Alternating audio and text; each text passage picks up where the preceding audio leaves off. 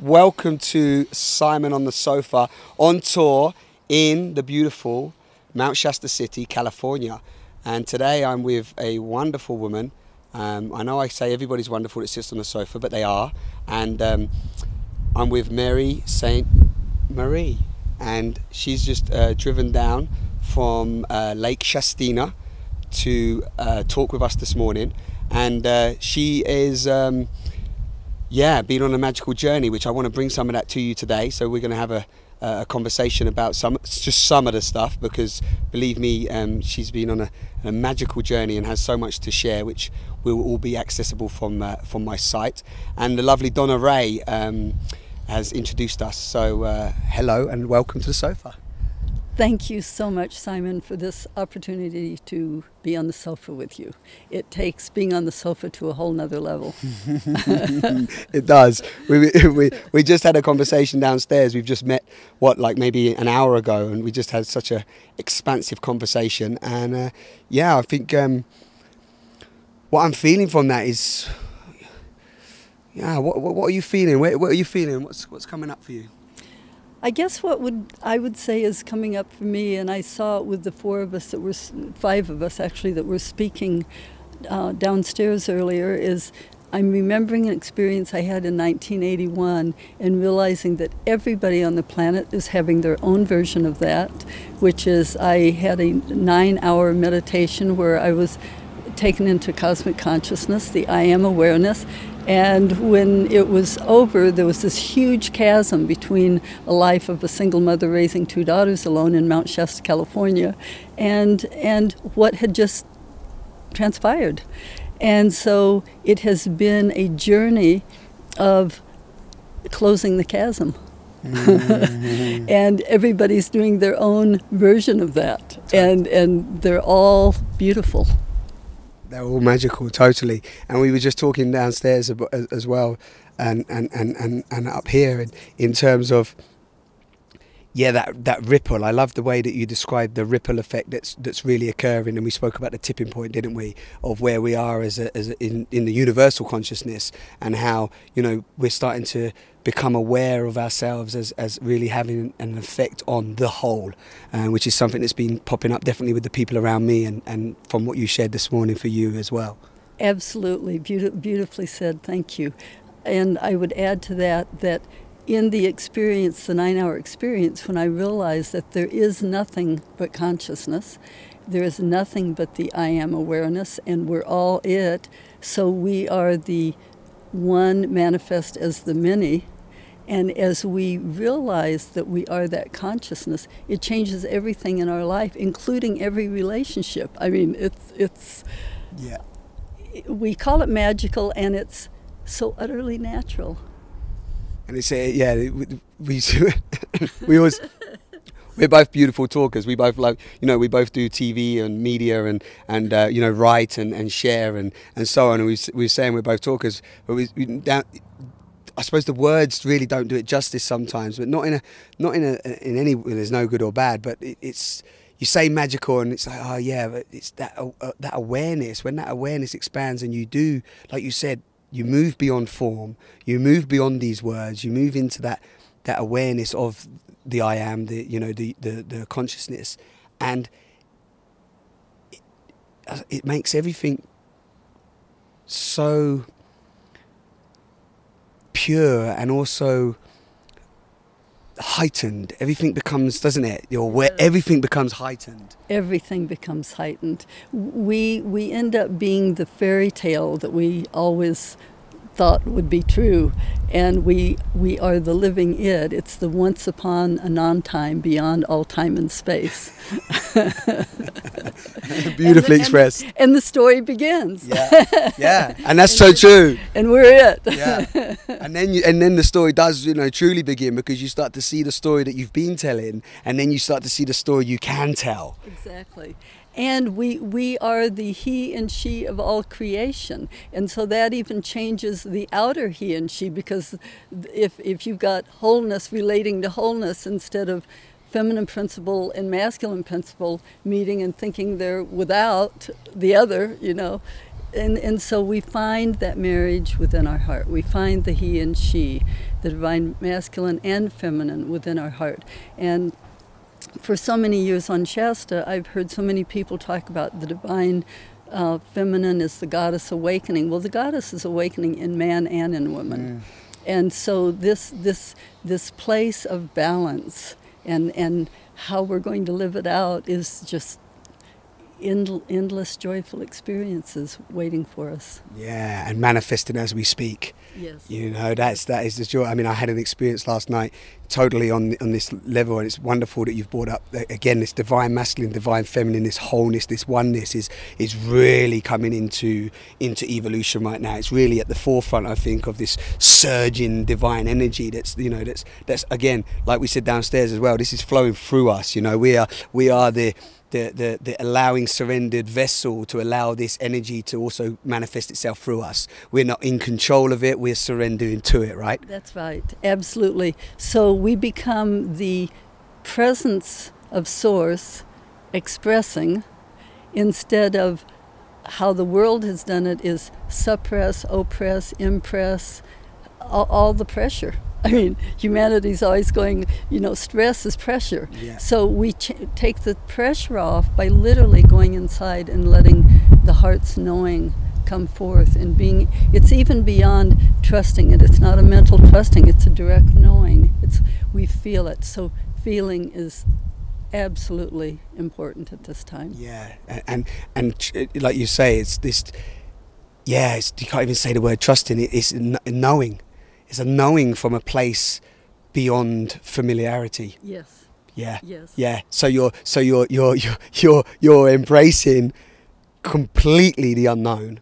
Totally. And saying yes, which you know the head can't compute. It sort of goes malfunction.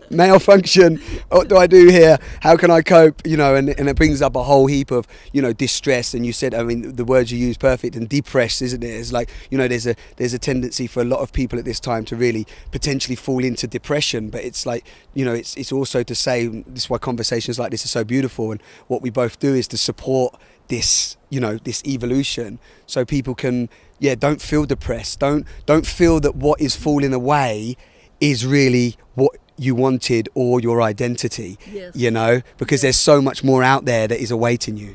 Absolutely. And there's another piece that just keeps dropping in here, and it is that we need to have action born of vision, and we can call vision meditation, going into the silence, the stillness, whatever we want, going into the oneness, instead of reaction. If we're not connected to this, we will look out at the world and react out of separation. So we can end that all by simply coming back inside and being aware from the inside out, and then letting the action be born from that. And it changes all the relationships out here. It's quite a... It's quite a magnificent unfolding, isn't it? It's almost a rebirth within, you know, the birth that we're already experiencing, you know, that we understand on a, I suppose, a mental level, you know, and a physical level, and it's almost it's going beyond that, isn't it? It's like a rebirthing. Yeah. And some have said, I mean, I know some have said that that's occurred before, and we've been taught different things from different teachings, and people have brought that through, different channels have brought that through, and we were saying downstairs that it's all coming from that same source, right? Yeah. And if we take away time as well, then it all, again, just we move straight into the, just is always is and always has been, right? Exactly. And you just brought up the ancient teachings. I feel like part of the transformation that is happening in the awakening is that we are moving from the sense... I was a high school and college English teacher 40 years ago and worked in public education. So I understand the teaching modality of putting information in the brain and then parroting it back. So, you know, that's there. Education is from an ancient Greek word, educo, that means to draw out that which is within. And if we all see one another as already I already am, everybody already is, they begin to respond to us from that place. And so the time now is a time of education where we don't need as many of the outer teachings because we're finding the teaching is within us. And that doesn't mean we can't read books or go to somebody for counseling or whatever, but it certainly moves it to another level of strengthening by getting it from within, constantly strengthening. And I feel like that is so important at this time. Yeah, that's beautifully described. Thank you for that. I'm going to just sit with that for a second. You know, we have a tendency to just want to add more all the time, you know, but it's just wonderful. Exactly. And there's another thing coming to mind is that many years ago when I had a car accident in 71 that I saw all of life through the eyes of joy and the soul, just at the moment of the total ruin of my car. I mean, it was a total, it totally ruined my car. And I thought I was dying, and in that moment I saw everything through different eyes. And after that I thought the rest of this life I'd be a visionary artist, and that was that. So I painted and sculpted for many years, and then I began writing. Then by 85 people started coming to me for sessions, and then I was doing poetry, and then I just produced a play that I did up in Ashland this summer, and I did 6 years of multimedia presentations. The forms were all expressing, we're giving love a body, and the bodies can change. And if a person is totally wants to make their mark and a lot of money by doing one thing and become really good at it, but I'm one of these people that likes ever-changing forms, and so I couldn't get into it at all. So that's what I'm doing, is just, you know, letting whatever wants to come through in whatever form and experiencing it, and then sharing that. And then sharing that, and also by doing that as well, you're not limiting yourself, which what again, fundamentally society that we're part of at the moment. And again, I don't want to label it good or bad or whatever, just it is, but a lot of the society that we're still functioning in is still very limiting in terms of the way that it allows you to feel that you can express yourself as a co-creative being, right? That's, you know, so it's like, you know, it's either quite rigid, you know, do this, stick to this. If you don't do one thing, you won't succeed. You won't have the finances you need. You may not get the pension or the money or the house or the lifestyle that you want, which at that point we do this to our children, and teenagers are experiencing this immensely at the moment, is we limit their ability and their driving surge. Because let's be honest, we all have that in us, that we do want to do so many different things, but we say no, block that, don't do that, channel that energy into one thing. But even the idea of channeling energy is fundamentally a suppression, because you're saying channel it here. It's like, well maybe it doesn't need to be channeled right now, or maybe by being expressive with a number of different things, that is my channeling. Yes, just yes. and so two of the other things that I do is sounds and signings of the soul. So we will simply at a certain point in the so-called future, that will then be the present also, be communicating more with soul sounds and soul movements. And I've been shown much of that, and I do it daily. And then in 1997, when I was still really believing I'd be doing mainly my art, what came through over about a 2-month period where nothing else would come through was Earth Care Global TV. And there's a website for that and all the things that I've been doing on that. The thing, so many people think, oh, just open up to love of the people. The love that we're opening up to is the love of it. It's realizing we are that love, and that everything is that love, not just people. Everything is love manifest. And so as we open to that, how we care for the earth will change. And so it's not about this particular piece I've been given isn't about exposing some of the lies and deceptions that are going on, because there's a beautiful group of people doing all of that and taking care of that. But at the point where everybody's ready to just turn to, how can we love the earth? What do we do to have pure air, water, soil and food, and it's all about our minds and on and on. But it all comes from just what we were talking about earlier, over and over, staying connected to the realization that we are that presence of light. We are the light of consciousness. Consciousness is manifest. And as we allow that, everything changes. Yeah, beautiful. And that again is that it's going within. Yeah, which is like most people will go, well, you know, most people go, okay, well, you know, the planet is big, it's vast, it's, you know, it's too much to take on. And I always say, no, it's not even about taking on that perception of vastness, which actually comes up from a form of fear and also a form of lack and limit. Yes. It's actually, no, go within, because as you love, trust, respect, honor, cherish, nurture, embrace, and, you know, bring all that into your being in the way that you show up, the way that you communicate, the way that you touch, the way that you look, the way that you hear, the way that you dance, the way that you sing.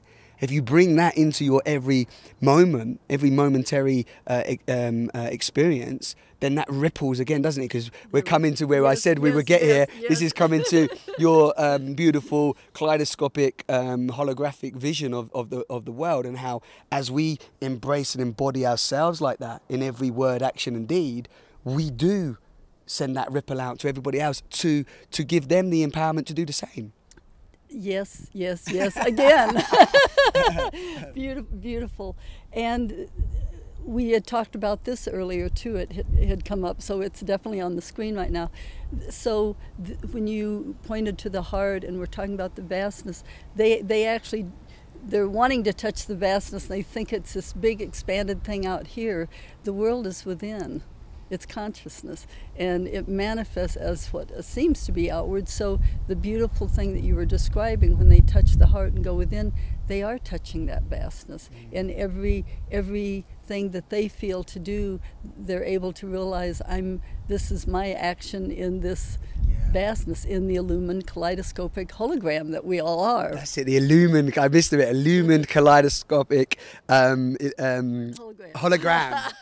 Thank you. Yeah, but again, beautifully expressed. Yeah, it's, somebody said the other day, it just come up to me as you were saying that, and somebody said, and they described it, that when we are born, the first thing that is born is the heart. I don't know if you've heard this. I was only told this just the other day, and it's so beautifully expressed that the heart is the first organ that is born, and everything grows out of the heart, for the tongue, and then from there the organs and everything actually grows out of the heart. Now, I've never heard that, and if anybody's watching this and you want to research that, I literally was told, I was literally told this just the other day, but I got, I always get these like tingle feelings or goosebumps when somebody tells me something which resonates and knowing this, and I was like, oh, that touched my heart to hear that, is that everything comes out of that, that heart, which is what we're describing as the love and the essence of all and so on. Well, it makes total sense, simply because the heart is the home of the soul, and so as that drops in, then everything manifests out of that. That's beautiful. I had not heard that either. Yeah, I like that. So so even if you do research and it's not true, it's true for us. We like it. These conversations are so beautiful, and I hope you're watching this as well, is that, this is what it's all about for me, about connecting with people from a unified consciousness, which is beyond labeling and beyond this, these low frequency, I call them, ways of showing up. I mean, we have just met, me and Mary have just met, and we have this understanding, we have this connection, we have this love between us. I feel like I've known Mary for forever, and I'm having that with the connections that I'm meeting with different people along the way, and it's just so empowering and so supportive, and it does take you beyond death, beyond time, and beyond everything, doesn't it? When you can just have that that feeling. It does, and that feeling and that essence is what brings the impulses from the one mind. The consciousness is the divine mind. I'm back to my experience in '81 for 9 hours. I became aware that there's just, it wasn't just there's God, it was consciousness. It was pure, pure consciousness. And I only was aware of, I did not hear of 3 words during that time, and it was, I am awareness. And there, at that point in the 9 hours, there was no Mary left. It was just awareness. And so in the so-called coming back and finding myself sitting on the meditation chair was, whoa, okay, all right, yeah, Yeah, I need to sit here for just a little bit longer. And well, actually, I put on Gregorian chants for the next 8 years and painted. And that's what you do. That's how you one of the modalities that you express this divineness now through, which we can definitely touch on that now. I feel that's a perfect time to just share a little bit about the art that you do and stuff and how you're sharing that. And there's just, you know, there's a thing that come up there. We said this downstairs, and I always bring this up because we use words. Me and Mary are using words to, you know, to guide or direct or just throw something out there for you, but the words don't always take you there. The beauty of this is that we do go beyond our name, beyond the idea of being a human being, and moving into a space, which we're calling awareness. And it's definitely beyond form, isn't it?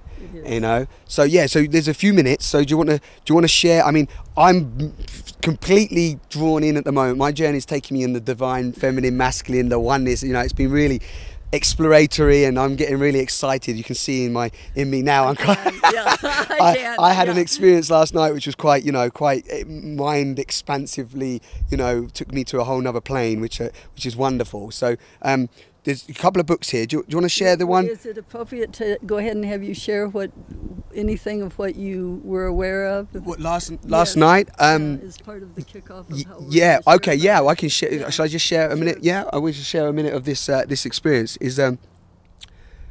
Well, basically, I mean, I had a total body orgasm without any form of penetration, completely energetically, and I've been working with energies and doing yoga breath and rebirthing through breath, and working with a yogi in London that's been bringing this to me, and I've been looking at it and seeing it, and and it's always you research something, you look at it, you go, whoa, that seems quite strange, and then when you experience it and have a physical experience of it, then you can go, okay, this is real. So so there was a meditation stroke visualization, which took us on a journey through a story, and then it was talking about how we can connect the divine masculine through the divine feminine, through the seven chakras of the womb, but going through these like 7, you could call them portals, and then into this gate of oneness where the divine feminine and divine masculine can actually create union. And I might not have described that, that was great. Massively, but that was the essence of it. And then from that point, the body was taken over, and there was a flourishing from that point. Epiphany. The nectar. And what I would add to that, and I love all that I loved your languaging. The languaging was beautiful, and I describe that some of us use languaging as if we are here taking off like a plane, and others that were out there coming in. Okay, so that was taking it from being here to what appears to be a there, but there isn't a there. Okay, having that experience. My experiences are almost all in reverse of that. It's just, I wake up anywhere between 3 and 5 in the morning, and I just began breathing in the omnipresent light of consciousness, and the ecstasy is there, and it is, I feel it in every cell, which is, really beautiful. Human languaging it is an orgasm. It so is. It so is. And it's an energy.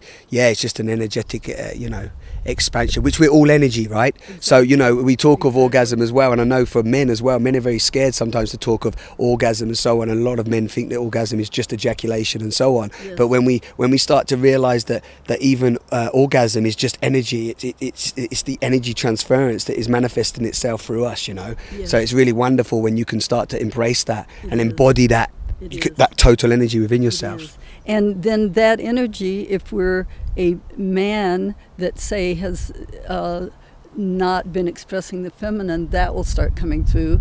Women are always talking about getting empowered. Men are talking about, oh, I want to hang out with my music, and so they're getting into the feminine, because that's been the imbalance in our educational system worldwide for 6,000 years. Yeah. That imbalance. Beautiful. And so this is the time that it's all shifting, and so that we're all allowing our expression to come from the oneness. And so at any given moment that we're expressing as feminine, we will be.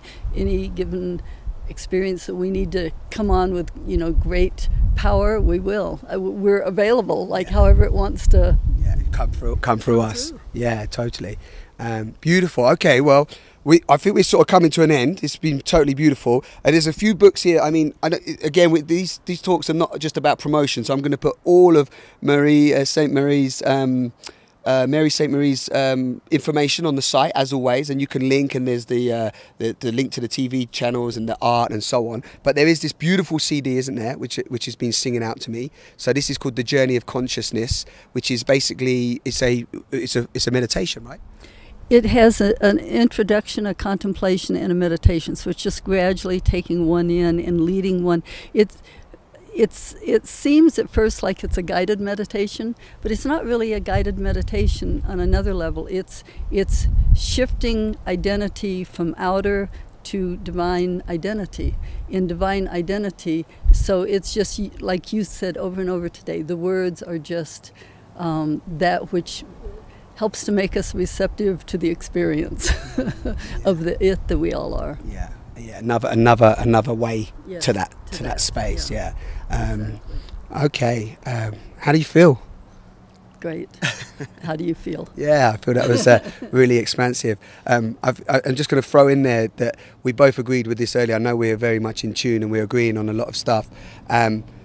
Is that to be here and observe this unfolding from a consciously aware space is a gift, isn't it?